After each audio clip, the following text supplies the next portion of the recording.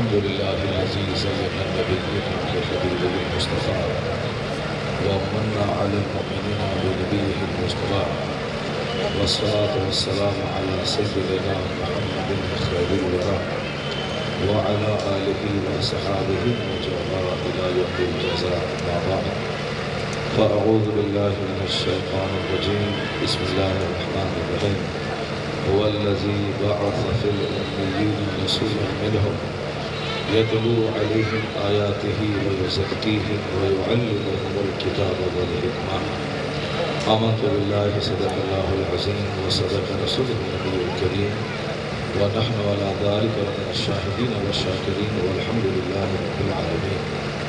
معزز علماء کرام، پیارے اسلامی بھائیوں، عزیز دوستوں، نوجوان ساتھیوں، وقت کی کمی کی وجہ سے مکمل طور پر تمہید تو میں نہیں باندھ سکتا آپ کے ساتھ.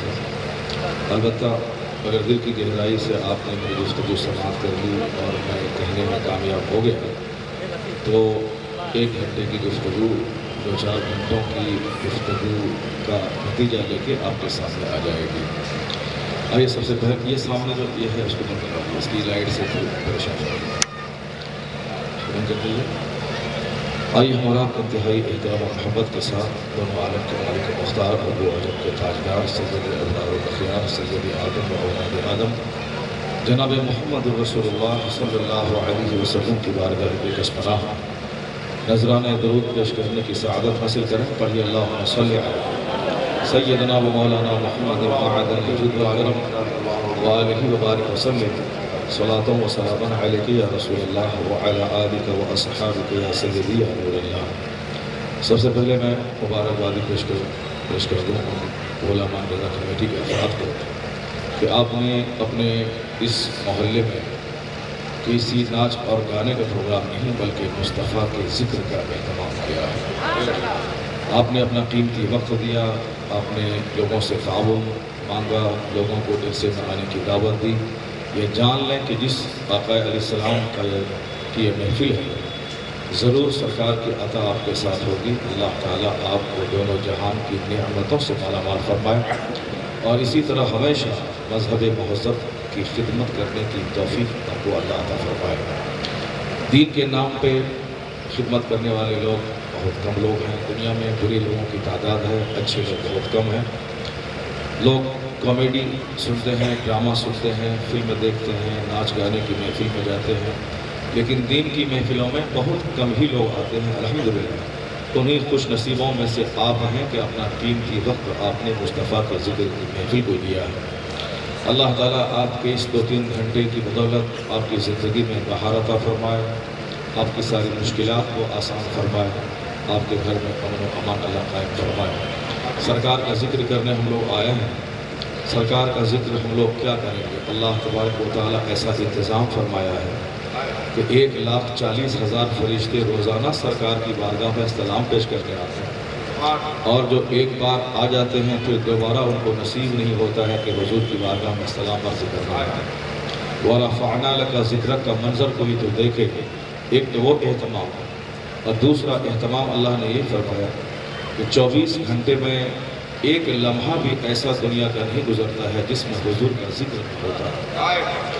دنیا کے سب سے پوربی خطے میں انڈونیشیا ایک ملک ہے. اس ایک کونے سے دوسرے کونے تک وقت کا جو فرق ہے وہ 1.5 سے لے کے 2 گھنٹے کا ہے. جیسے ہندوستان میں سب سے پورب میں ہے کلکتہ، سمندر کے کنارے ادھر ہے ممبئی. کلکتہ سے ممبئی تک 70 منٹ کا ڈسٹینس ہے، 70 منٹ کا فرق ہے وقت کا. فجر کی نماز کلکتہ میں فجر کی نماز کا وقت شروع ہوتا ہے تو اس وقت ممبئی میں عشاء کا ٹائم ہوتا ہے. اسی طرح انڈونیشیا جو سب سے پورب میں ہے، کئی آئی لینڈ، کئی ٹاپوؤں کا وہ ایک ملک ہے. ایک کونے سے دوسرے کونے تک فجر کی اذان 2 گھنٹے کے بعد دوسرے کونے تک پہنچتی ہے. اب اس 2 گھنٹے کے درمیان پورے انڈونیشیا میں صدائے تکبیر اور صدائے رسالت اذان کی صورت میں بلند ہوتی رہتی ہے. ملیشیا کا مؤذن مائک لے کے انتظار کر رہا ہے کہ انڈونیشیا کی سرحد پہ فجر کا ٹائم ختم ہو کہ ہمارے یہاں ٹائم شروع ہو کہ میں اذان دوں. 1 آدھا گھنٹہ تک پورے ملیشیا میں یہ صورت بنتی ہے کہ ایک کونے سے دوسرے کونے تک اذان فجر گونجتی رہتی ہے. ابھی سنگاپور میں ٹائم نہیں ہوا ہے. سنگاپور میں آدھا گھنٹہ کے بعد مؤذن مائک لے کے انتظار کرتا ہے کہ وقت شروع ہو تو میں اذان دوں. ابھی سنگاپور میں 20 منٹ تک اذان ہوتی رہتی ہے، لیکن برما میں ٹائم شروع نہیں ہوتا ہے. برما کا مؤذن وہاں کی اذان ختم ہوتی ہے تب یہ اذان دیتا ہے. ڈھاکہ کا مؤذن انتظار کرتا ہے کہ ابھی وقت شروع نہیں ہوا فجر کا، ابھی میں 10 منٹ کے بعد اذان دوں. ڈھاکہ میں اذان ختم ہوتی ہے. کلکتہ کا مؤذن اذان دیتا ہے. کلکتہ سے لے کے بمبئی تک 70 منٹ لگتے ہیں فجر کے ٹائم کو پہنچنے میں. یا 3 سے لے کے 4 گھنٹے لگ گئے انڈونیشیا کے پورب سے لے کے بمبئی تک پہنچنے میں. کراچی میں ٹائم شروع نہیں ہوا فجر کا. کراچی کا مؤذن مائک لے کے انتظار کر رہا ہے. بمبئی میں ٹائم ختم ہو کہ میں یہاں اذان دوں، یہاں وقت شروع ہو. آدھا گھنٹہ تک کراچی سے لے کے اسلام آباد پورے پاکستان میں آواز گونجتی رہی. ایران کا مؤذن ابھی انتظار کر رہا ہے کہ ابھی عشاء کا ٹائم ہے. پاکستان سے وہ وقت نکل کے میرے یہاں آئے تو میں اذان فجر پکاروں. ایران میں اذان ہوتی رہی. اب مملکت عربیہ سعودی عرب میں منتظر ہے مؤذن، کبھی فجر کا ٹائم شروع نہیں ہوا ہے، وقت شروع ہو تو میں اذان دوں. 6 گھنٹے کے بعد مکہ اور مدینہ میں اذان فجر کا وقت پہنچتا ہے. ادھر ظہر کی نماز کا وقت شروع ہو جاتا ہے انڈونیشیا میں. مؤذن اذان دیتا آ رہا ہے، فجر کی اذان آگے جا رہی ہے. 24 گھنٹے کے بعد دنیا کے آخری کونے میں جب اذان فجر گونجتی ہے تو دوبارہ واپس انڈونیشیا میں فجر کی نماز کا وقت شروع ہو جاتا ہے. یہ 24 گھنٹے میں ایک لمحہ ایسا نہیں ہے جس میں کہ اذان نہ ہوتی ہو، اور اذان میں خدا کی تکبیر کے ساتھ مصطفیٰ کا ذکر ہے. اشہد ان محمد رسول اللہ، میں گواہی دیتا ہوں کہ محمد اللہ کے رسول ہیں. یعنی اللہ نے نماز اور اذان کا ایسا سسٹم بنا دیا ہے کہ کوئی لمحہ ایسا نہ گزرے جہاں خدا کا ذکر نہ ہوتا ہو اور جس کے ساتھ مصطفیٰ جان رحمت کا ذکر نہ ہوتا ہو. یعنی زمین و آسمان کا ایک ایک لمحہ حضور کے ذکر سے گونج رہا ہے. اس لیے اعلیٰ حضرت شیخ الاسلام والمسلمین نے 150 سال پہلے کہا تھا، یا رسول اللہ عرش پہ تازہ چھیڑ چھاڑ، فرش پہ طرفہ دھوم دھام، کان جدھر لگائیے تیری ہی داستان. یہ تو عقیدت کی زبان میں آپ نے سماعت کر لی کہ قدرت کا ایک ایسا سسٹم ہے کہ ہر وقت مصطفیٰ کا ذکر ہوتا رہتا ہے. لیکن آدمی آج کی تاریخ میں اپنی آنکھوں سے ہندوستان اور پوری دنیا میں دیکھ لے. جن لوگوں نے کہا تھا کہ عید میلاد النبی کا جشن منانا کنہیا کے جنم دن کی طرح ہے، یعنی عید میلاد النبی کے جشن کو اور جلوس کو کنہیا کے جنم دن سے تشبیہ دی تھی. ظالموں نے ایسا کتاب میں لکھا تھا، لیکن آج اللہ نے ایسے حالات پیدا کر دیے ہیں، وہ اپنی مسجدوں میں بھی محسن انسانیت کانفرنس منعقد کر رہے ہیں.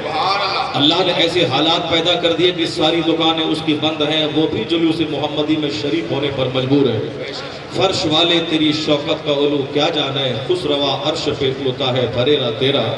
اللہ نے ایسا انتظام کیا ہے کہ آج بینک بند ہے. 12 تاریخ کو نوٹس لٹکی ہوئی ہے کہ آج عید میلاد النبی کی چھٹی ہے. اسکول بند ہے، عید میلاد النبی کی تعطیل ہے. بینک بند ہے، عید میلاد النبی کی تعطیل ہے. کل تک مسلمان کہتے تھے کہ یہ 12 وفات ہے، لیکن آج عید میلاد النبی کا لفظ لکھا جاتا ہے. پارلیمنٹ سے لے کر کے پرائمری اسکول تک ہر جگہوں پہ عید میلاد النبی، مصطفیٰ کی آمد کی خوشی والی عید ہے. اللہ نے ایسا انتظام کیا کہ ہندوستان میں گیزیٹڈ چھٹی ہو گئی. اس دن اپنے سے لے کے بیگانے تک سارے لوگوں نے دفتر بند کر کے کہا آج مصطفیٰ کی آمد کا دن ہے، آج دکان نہیں کھلے گی، ہاتھ میں جھنڈا لے کے آمد کا جشن منایا جائے گا. قدرت نے ایسا انتظام کیا کہ خوشی ہو ولنگلی یا انولنگلی لوگوں کو مصطفیٰ کا ذکر کرنا پڑ رہا ہے. اور قدرت نے ایسا انتظام کیا ہے اس دور میں، یہ دور سائنس ہے، یہ دور وگیان ہے، یہ دور سائنس ہے.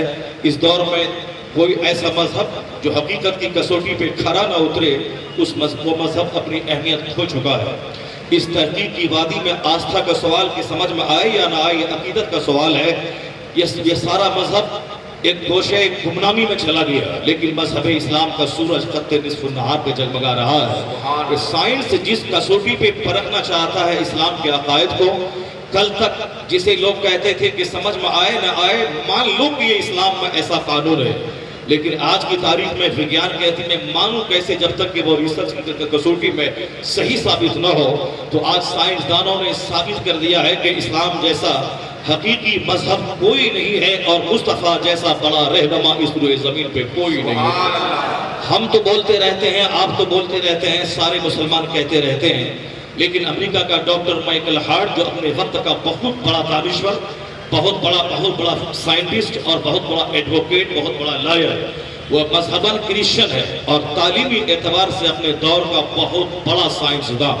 ان کے دماغ میں ایک بات آئی کہ میں دنیا کے کروڑوں لوگوں میں سے 100 مہانتم لوگوں کی میں سوچی تیار کروں جنہوں نے اپنا اثر زندگی کے ہر ڈپارٹ میں چھوڑا ہو، یعنی ایک کرائے میں رہنے والا ہو یا محل میں آرام کرنے والا، ہل جوتنے والا ہو یا سخت ملازمت کرنے والا، میدان جنگ کے دستور ہوں یا صلح کے ٹیبل پر بیٹھ کر صلح کرنے کے مسائل، یعنی زندگی کے سارے problems from the cradle to the grave, ماں کی گود سے لے کے قبر کی گود تک، جیون کے ہر چھیتر میں جس نے ہمیں یوگدان دیا ہو، جس نے ہمیں ہماری قیادت کی ہو، جس نے ہماری نیترتو کی ہو، جس نے ہمیں گائیڈ لائنز دیا ہو، جس نے ہمیں جینے کا نظام حیات دیا ہو، جس نے دستور زندگی دیا ہو، ایسا کون شخص ہے جو سارے مہانتم لوگوں میں سب سے اول نمبر پہ ہے؟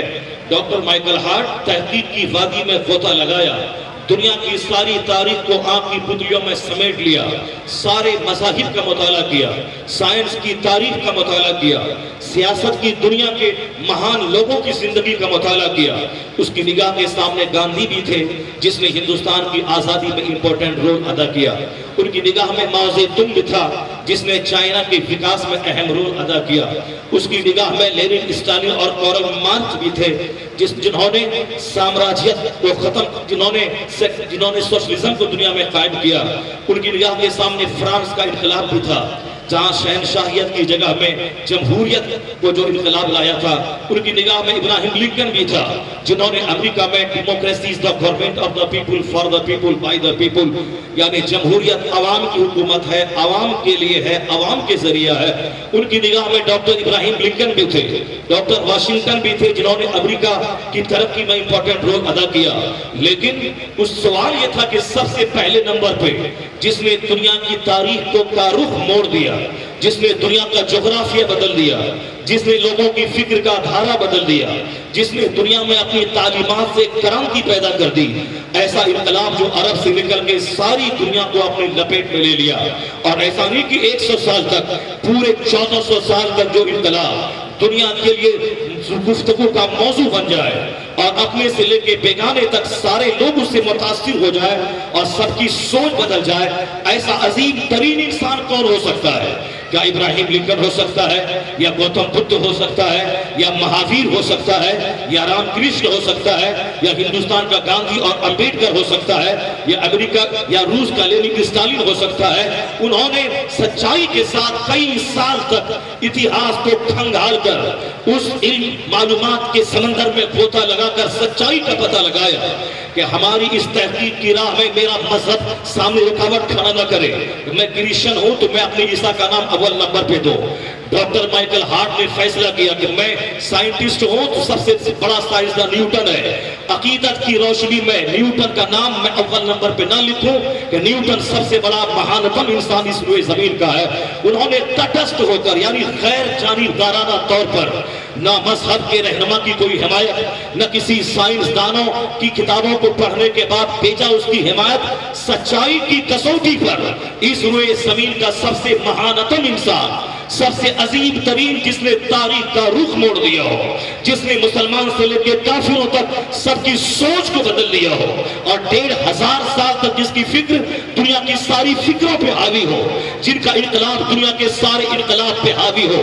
فرانس کا جمہوری انقلاب فرانس تک محدود رہا، روس کا اشتراکی انقلاب روس تک محدود رہا، لیکن وہ کون سا انقلاب ہے جو عرب سے نکل کر دنیا کے ہر کونے تک کو ہلا کے رکھ دیا؟ وہ انقلاب لانے والا سب سے مہانتم انسان کون تھا؟ ڈاکٹر مائیکل ہارٹ سچائی کی کسوٹی پہ کھڑے ہو کر غیر جانبدار ہو کے سچائی کا پتہ کئی سال تک لگایا، اخیر میں اس کا علم یہ بولا، اس روئے زمین کا تنہا انسان جو تاریخ کا رخ موڑ دیا ہو، جو سارے انسان کو متاثر کیا ہو اپنی تعلیمات سے۔ انہوں نے ایک کتاب لکھی، اس کتاب کا نام ہے The 100۔ اس کتاب میں سب سے پہلے نمبر پر انہوں نے لکھا ہے He is the only man in history who was supremely successful on both levels, religious and secular۔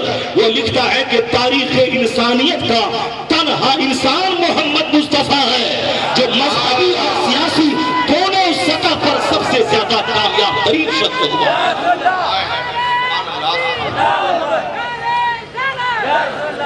ایسا نہیں کہ یہ کتاب امریکہ میں 1978 میں چھپی تھی، اس کا لکھنے والا ڈاکٹر مائیکل ہارٹ ہے۔ یہ کتاب امریکہ ہی میں ختم ہو گئی، ہندوستان کے تمام بڑے بک اسٹال پہ وہ کتاب مل رہی ہے۔ اس کتاب کا نام ہی ہے انگریزی میں The 100 اور اردو میں اس کا ترجمہ ہوا ہے 100، یعنی دنیا کی 100 عظیم ترین شخصیتوں کا تذکرہ اس میں ہے۔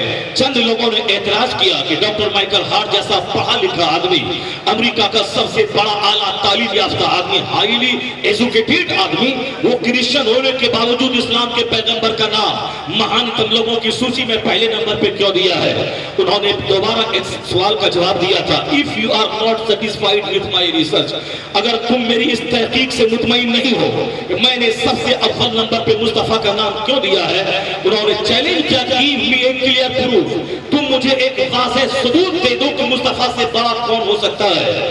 ہر اعتبار سے جو سیاسی طور پر اور مذہبی طور پر جنہوں نے دنیا میں ایک ایسا انقلاب لایا جس کا کوئی جواب نہ ہو، کوئی دوسرا آدمی ہو تو بتاؤ، میں اپنی تحقیق بدل دوں گا، میں اپنا سلیکشن چینج کر دوں گا، میں اول نمبر پہ جو مصطفیٰ کا نام میں نے لکھا ہے میں اس کو بدل کے میں دوسرے نمبر پہ دے دوں گا۔ اگر تم نے کوئی واضح دلیل دے دی کہ اس سے بھی بڑا کوئی دوسرا انسان ہے۔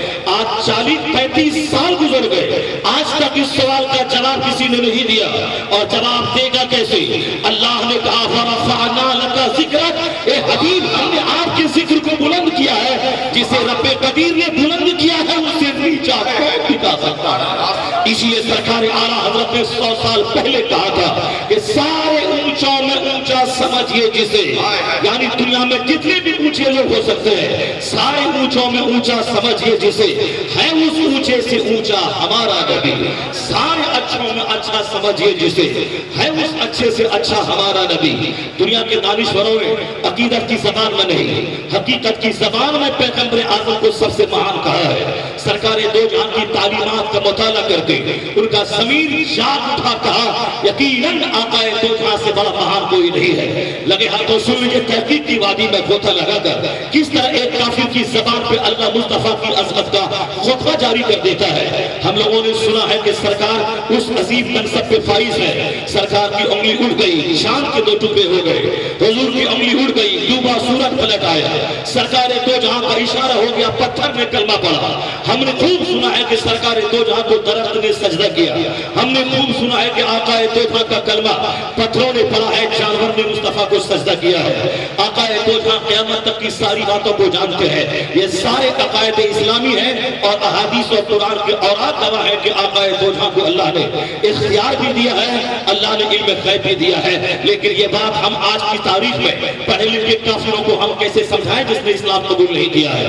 وہ بولے گا تم کلمہ پڑھتا ہے، تم کہہ سکتا ہے کہ مصطفیٰ کو درختوں نے سجدہ کیا، تم کلمہ پڑھا ہے، تم کہتا ہے کہ حضور کو اڑ گئی، چاند کے 2 ٹکڑے ہو گئے۔ لیکن آج کی اس ڈیموکریٹک دنیا میں، آج کی اس سیکولر دنیا میں، آج کی اس ایجوکیٹو ریولیوشن کی دنیا میں، آج کے تعلیمی انقلاب والی دنیا میں ہم کیسے حقیقت کی کسوٹی پہ جانے کہ مصطفیٰ نے ایک ایسا کام کیا ہو جو کام ہر لوگوں کی روزمرہ کے معمولات سے تعلق رکھتا ہو، 1400 سال کے بعد بھی ان کی تعلیمات میں وقم ہو کہ آدمی اپنی صحت کو تلاش کر سکے، آدمی اپنی شانتی کو ڈھونڈ سکے، آدمی اپنے سماجی اصلاح کو تلاش کر سکے، آدمی سیاسی انقلاب کو ڈھونڈ سکے، پولیٹیکل ریولیوشن کو ڈھونڈ سکے، آدمی ذہنی خلجان اور ذہنی پریشانیوں، انتشار فکری کا علاج اس میں تلاش کر سکے۔ تب میں مانوں گا کہ مصطفیٰ سے بڑا انقلاب دنیا میں کوئی نہیں لایا۔ مصطفیٰ سب سے معناتم انسان ہے۔ میں اس کی چند مثالیں پیش کرتا ہوں۔ میں امریکہ 7 سمندر پار بعد میں جاؤں گا، میں بھی اسی ہندوستان میں قدم رکھتا ہوں۔ ہندوستان کا ایک بہت بڑا دانشور میسور یونیورسٹی کا پروفیسر ہے، وہ ہندو مذہباً ہندو ہے اور تعلیمی اعتبار سے بہت بڑا پڑھا لکھا ہے، چاہے وہ ہندوستان کے کسی اسٹیٹ کا چیف منسٹر ہو یا موجودہ تاریخ میں ہندوستان کے وزیر اعظم ہو۔ ہندوستان ایک جمہوری ملک ہے، جمہوریت میں علمی لیاقت نہیں دیکھی جاتی ہے، جس کے فیور میں زیادہ لوگوں کا ووٹ آ گیا وہ جمہوری ملک کا قائد اور حاکم بن جاتا ہے۔ آج کی تاریخ میں کوئی گونڈا ہمارے سامنے آ جائے وہ کہے کہ میں پارلیمنٹ کے الیکشن میں کھڑا ہو رہا ہوں ہندوستان، اگر وہ کسی مخصوص برادری سے تعلق رکھتا ہے، لوگوں نے نہ دیکھا کہ پڑھا لکھا آدمی ہے، کہا یہ ہماری جاتی کا آدمی ہے، میں اس کو ووٹ دوں گا چاہے کام کرے نہ کرے۔ ظاہر سی بات ہندوستان میں 100 کروڑ کی آبادی ہے، 90 کروڑ کسی مخصوص برادری کی آبادی ہے، اور جو آدمی الیکشن میں کھڑا ہوا ہے 90 کروڑ کی آبادی سے تعلق رکھتا ہے، آنکھ بند کر کے علمی لیاقت کو نہیں دیکھا، یہ ہماری برادری کا آدمی ہے میں نے ووٹ دے دیا، چاہے وہ کام کرے یا پورے ہندوستانیوں کو لائن میں کھڑا کر دے، ہم کو اس سے بحث نہیں، یہ ہماری برادری کا آدمی ہے، چاہے سب کو پریشان کرے یا سب کو سکھ سویدھا دے۔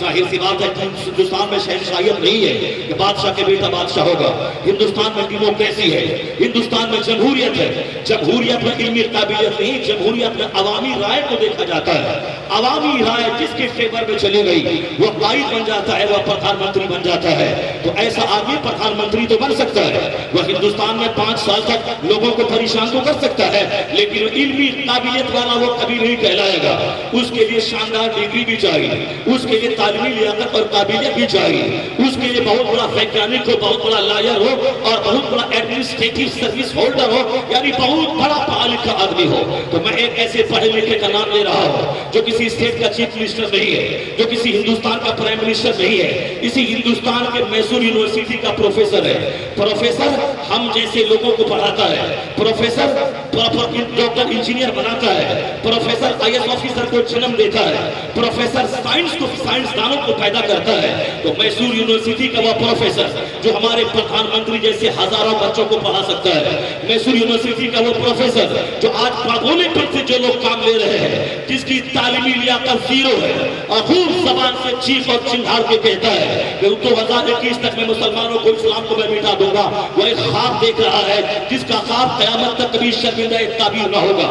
یہ جاہلوں کی بولی ہے، پڑھے لکھوں کی بولی نہیں ہے۔ 1000 سال تک جن کے آبا و اجداد نے ہندوستان جیسے مہان ملک میں حکومت کر کے ہندوستان کو تباہی سے بچایا ہو، اس کے بعد بچوں کو 2 سال میں بھگانے کی بات کی جا رہی ہے۔ یہ جاہلوں کی بولی ہے، پڑھے لکھوں کی بولی نہیں۔ پڑھے لکھوں کی بولی سن لیجیے، professor doctor Ram Krishan Rao Mysore university کا پروفیسر ہے، مذہباً ہندو، علمی لیاقت کے اعتبار سے لاکھوں بچوں کو پڑھانے والا ہائی کوالیفائڈ پروفیسر، وہ کیا کہتا ہے پیغمبر اعظم کے تعلق سے؟ انہوں نے سرکار کی بایوگرافی کا مطالعہ کیا، حضور کی زندگی کا مطالعہ کرنے کے بعد ایک کتاب لکھ دی، اس کتاب کا نام ہے محمد the Prophet of Islam۔ وہ کتاب بمبئی کے سارے بک اسٹال میں، بڑے بک اسٹال میں دستیاب ہے، کوئی بھی پڑھ سکتا ہے۔ اس کتاب میں ڈاکٹر رام کرشن راؤ نے ایک پیراگراف میں لکھا ہے، میں اس پیراگراف کو پڑھ کے سناتا ہوں۔ اب وہ مذہباً ہندو ہے، تعلیم کے اعتبار سے مودی جی جیسے بہت سارے لوگوں کو اب پڑھایا ہے، یعنی بہت بڑا پڑھا لکھا آدمی ہندوستان کا، مذہباً ہندو ہے، برادری کے اعتبار سے غالباً وہ برہمن ہے، اور علمی اعتبار سے ہائیلی کوالیفائڈ ہے۔ وہ لکھتا ہے اسلام کے پیغمبر کے تعلق سے، وہ کہتا ہے the personality of Muhammad, it is most difficult to get into the whole truth of it, only a glimpse of it I can get, what a dramatic succession of this picturesque message, this is Muhammad the Prophet, Muhammad the warrior, Muhammad the statesman, Muhammad the orator, Muhammad the businessman, Muhammad the saint, Muhammad the refuge of orphans, protector of slaves, emancipator of women, all these magnificent roles in these departments of human activities, he is like a hero۔ اس کتاب کے paragraph کا ترجمہ آپ سماعت کیجیے۔ Doctor Ram Krishan Rao مذہباً ہندو ہے، برادری کے اعتبار سے غالباً وہ برہمن ہے، علمی اعتبار سے اعلیٰ تعلیم یافتہ پروفیسر ہے۔ وہ کہتا ہے جب میں اسلام کے پیغمبر اعظم محمد عربی علیہ السلام کی زندگی کا جب میں مطالعہ کرتا ہوں، میں حیرت میں پڑ جاتا ہوں کہ ان کی شخصیت کی تہ میں جب اترتا ہوں تو میں ان کے کمالات، ان کی کوالٹیز کو دیکھ کر میں دنگ رہ جاتا ہوں کہ ان کی زندگی میں ایسے اوصاف ہے، ایسے کمالات ان کے ساتھ ہیں کہ ایک کمال کے چیپٹر کو میں پڑھتا ہوں، ابھی وہ ختم نہ ہوتا، ان کے دوسرے کمالات کا باب سامنے آ جاتا ہے، ہم اس کے مطالعے میں لگ جاتے ہیں، اس کے کمالات کا تیسرا چیپٹر سامنے آتا ہے۔ وہ کہتا ہے ایک لامتناہی سلسلہ ہے اس منظر کا، میں دیکھتا ہوں کہ مصطفیٰ ہے، معلم ہے مصطفیٰ، زاہد ہے مصطفیٰ، شاندار تاجر ہے مصطفیٰ، ایک بہترین قائد ہے مصطفیٰ، ایک شاندار زاہد ہے مصطفیٰ۔ اب وہ آگے لکھتا ہے کمانڈر ان چیف ہے مصطفیٰ، اور عورتوں کی آبرو کے محافظ ہے مصطفیٰ، یتیموں کی پناہ گاہ ہے مصطفیٰ، بیواؤں کے رکشک ہے مصطفیٰ، ناریوں عورتوں کو سمان دینے والے ہیں مصطفیٰ۔ غلاموں، جب انسان بیچا جاتا تھا بازاروں میں، اب وہ لکھتا ہے the emancipator of women, the savior of humanity، یعنی مانوتا کا رکشک، غلاموں کو آزادی دلانے والا، عورتوں کو سمان دلانے والا، عورتوں کی آبرو کا رکشک، یہ اتنا مہان مصطفیٰ، وہ کہتا all these magnificent in these departments of human activity he is alike a hero، یعنی انسانی جیون کے ہر چھیتر میں جب نبی کا یوگدان میں دیکھتا ہوں، وہ برہمن لیڈر کہتا ہے، برہمن پروفیسر کہتا ہے، ان کے یوگدان کو دیکھ کر میں کہہ سکتا ہوں اس روئے زمین کا ایک لاجواب اگر کوئی رہنما ہے تو محمد مصطفیٰ۔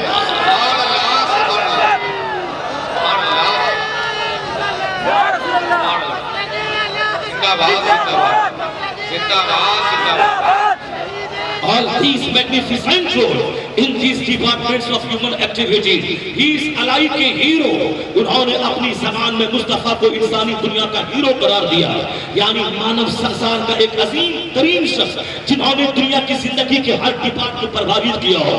اب وہ کیسے پربھاوت کیا ہے، کیسے لوگوں کی سوچ کو موڑ دیا ہے، کیسے ہر قدم پہ ہماری رہنمائی کر رہا ہے، اس کو راجستھان کے ایک بہت بڑے دانشور نے اپنی زبانی پیش کیا کہ دوسرا مذہب ہے جو سال میں ایک دن پوجا ارچنا کا طریقہ سکھاتا ہے۔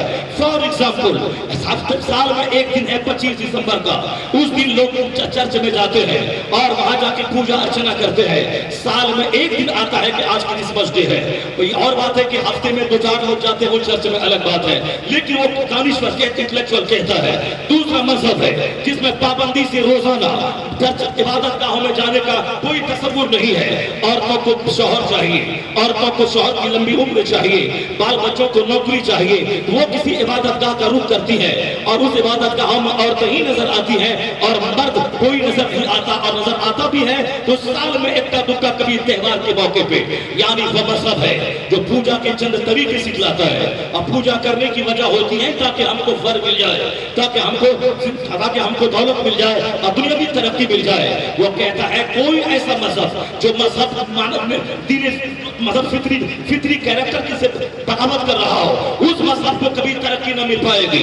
انسان ہے، انسان میں اللہ نے مرد اور عورت کو پیدا کیا ہے، دونوں کو ایک دوسرے میں اٹریکشن رکھا ہے، نکاح کے ذریعہ دونوں اپنے خواہشات کی تکمیل کریں، اور خواہشات کی تکمیل اگر کوئی نہ کرے تو پھر نکاح کے ذریعہ خواہشات کی تکمیل نہ کرے تو ہم اور آپ کیسے پیدا ہوتے؟ میرے والد نکاح نہ کرتے، میں کیسے پیدا ہوتا؟ میرے دادا نکاح نہ کرتے، میرے والد کیسے پیدا ہوتے؟ ایک لیگل نکاح کے ذریعہ مرد اور عورت آپس میں ملے، اس سے اولاد کا سلسلہ جاری ہو۔ ناجائز طریقے سے ایک عورت سے 10 مرد سنبندھ بنا لے، اب عورت کو حمل ٹھہر جائے اور وہ 10 مرد اس بچے کا دعویدار کھڑا ہو جائے، یہ میرا بچہ ہے، یہ میرا بچہ ہے۔ اس سے انسانی سماج تباہی کے کگار پہ پہنچ جائے گا۔ ایک بچے کے تعلق سے 10 دعویدار کھڑے ہو جائیں گے۔ آج کے اخبار میں میں نے پڑھا ہے عجوبہ بچہ ہے انگلینڈ کا ایک، جس کے 5 ابھیبھاوک کھڑے ہو گئے ہیں، یعنی 5 گارجین کھڑے ہو گئے ہیں، یہ بچہ ہمارا ہے۔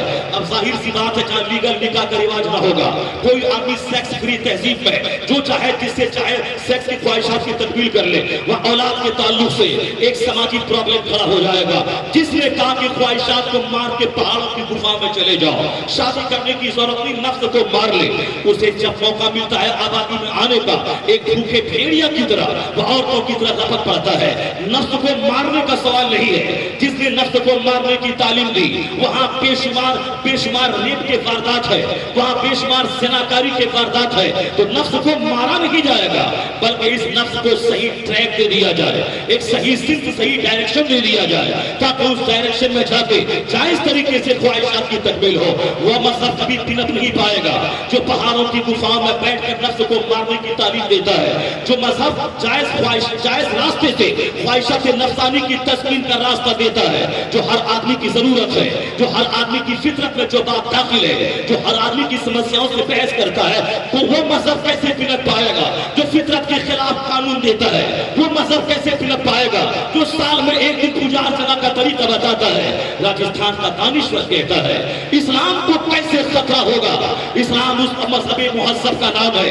मैं सुबह सवेरे बिस्तर से उठता हूँ, बिस्तर से उठने के बाद इस्लाम कहता है तुम्हें टॉयलेट जाना चाहिए, क्योंकि जब सारे आजाद सोते वक्त ढीले हो जाते हैं उसके बाद आदमी को बाथरूम का रुख करना पड़ता है।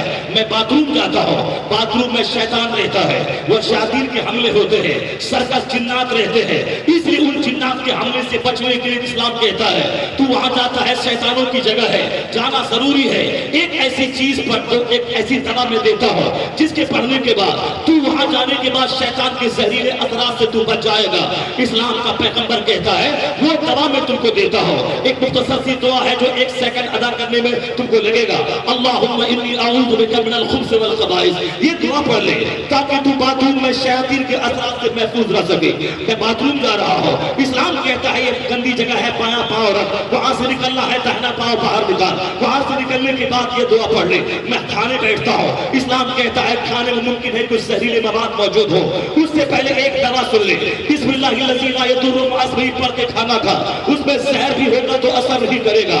मैं कपड़ा पहनता हूं, इस्लाम कहता है जानवरों की तरह नहीं इंसान की तरह कपड़ा पहनना, ये लिबास पहनने के बाद तू खूबसूरती हासिल करता है, तू बेसब्री से बचता है। तो सबसे पहले लिबास का हक अदा कर दे, लिबास का बिस्मिल्लाह पढ़ ले, दाहिने पांव को दाखिल कर ले, यानी मैं कपड़ा पहनता हूं तो इस्लाम मेरे पीछे है, मैं खाना खाता हूं इस्लाम मेरे पीछे है, मैं बाथरूम जाता हूं इस्लाम की रहनुमाई मेरे पीछे है, मैं दुकान में व्यापार करता हूं इस्लाम मेरे पीछे है। अब वो दानिश्वर कहता है यहां तक कि बच्चा पैदा होता है, इस्लाम कहता है शैतान के असरात से बचाने के लिए उसके कान में आसान दे दे, तकबीर कर दे, माँ की गोद से लेकर कब्र की गोद तक। इस्लाम कहता है मरने वाला मर गया है, उसको नहला दे, धोला दे, अच्छा कपड़ा पहना दे, उसको कंधे पे बैठा, उसको कंधे पर लेकर अमन और शांति के साथ पैदल चल ताकि उसकी लाश न हिले, उसको अपनी इज्जत के साथ मिट्टी में दफन कर दे ताकि उसके कफन पे मिट्टी न गिरे। यानी माँ की गोद से लेके कब्र की गोद तक जो मजहब हमारे पीछे है, जो मुस्तफा की रहनुमाई हमारे पीछे है, वो बहुत बड़ा दानिश्वर कहता है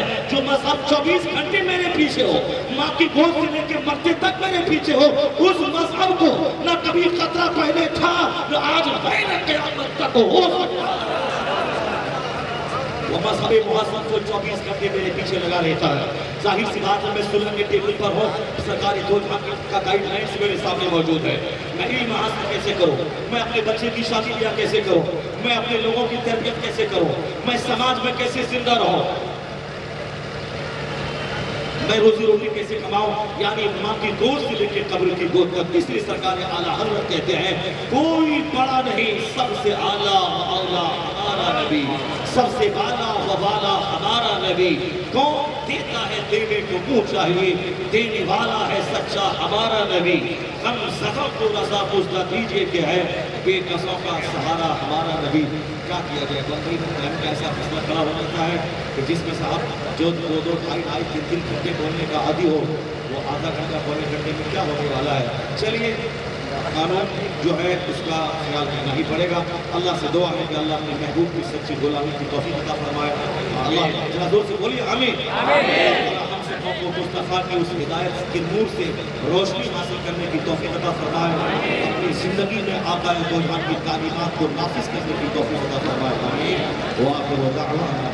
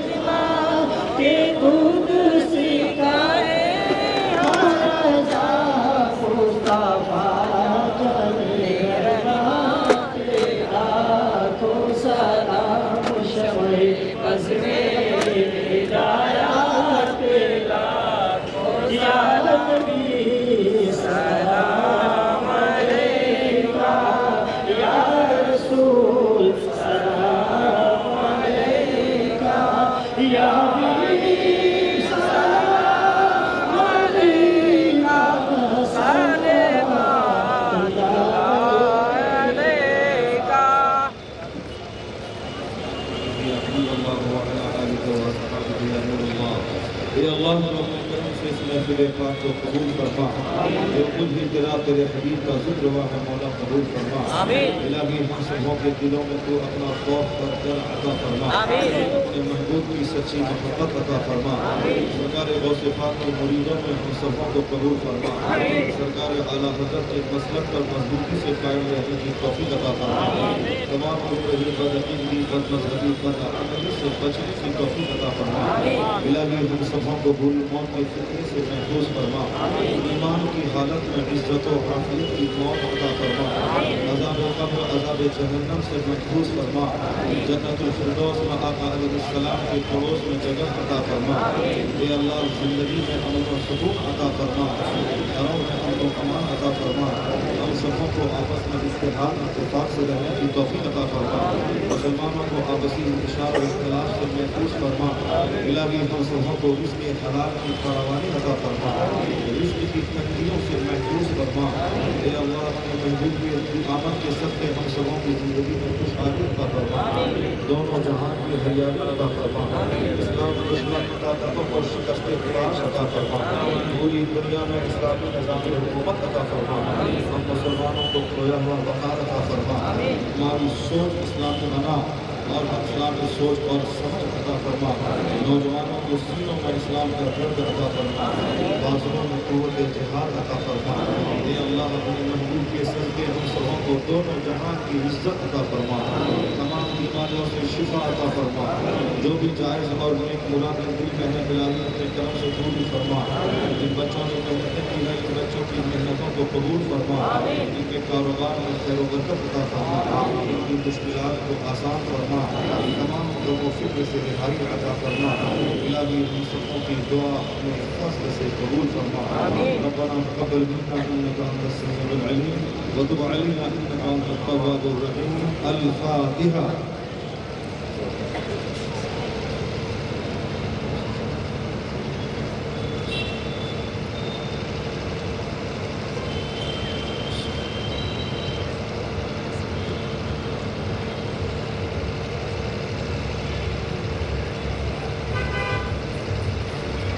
إن الله وملائكته يصلون على النبي يا أيها الذين آمنوا صلوا عليه وسلموا تسليما صلى الله على النبي وآله صلى الله عليه وسلم صلاة وسلام عليك يا رسول الله صلى الله عليه وسلم سبحان ربك رب العزة عما يصفون وسلام على المرسلين والحمد لله رب العالمين آمين بحق لا إله إلا الله محمد رسول الله۔ چھوڑے سے نکل چلا